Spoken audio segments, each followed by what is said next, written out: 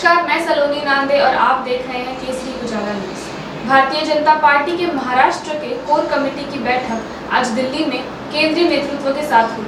महाराष्ट्र में लोकसभा चुनावों के जो परिणाम आए हैं उस पर विस्तार से चर्चा की गई। कहाँ वोट ज्यादा मिले, कहाँ कम मिले, क्यों मिले, इन बातों पर विचार किया गया है। इस विषय में महाराष्ट्र के उप मुख्यमंत्री देवेंद्र फडणवीस ने क्या कहा, आइए जानते हैं। भारतीय जनता पक्षाच्या महाराष्ट्राच्या कोर कमिटीची बैठक ही केंद्रीय नेतृत्वासोबत या ठिकाणी झाली। नुकत्याच महाराष्ट्रामध्ये झालेल्या लोकसभेच्या निवडणुकीत जो काही निकाल आला त्याच्यावर सविस्तर चर्चा ही करण्यात आली।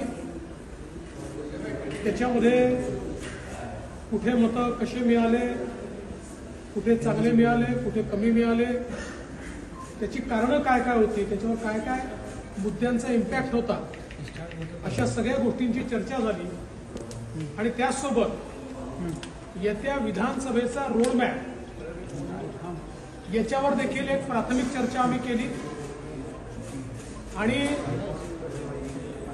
कुठल्याही परिस्थितीमध्ये आपल्या महायुतीच्या सर्व घटक पक्षांसोबत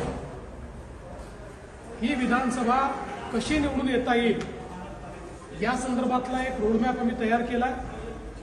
आणि याच सोबत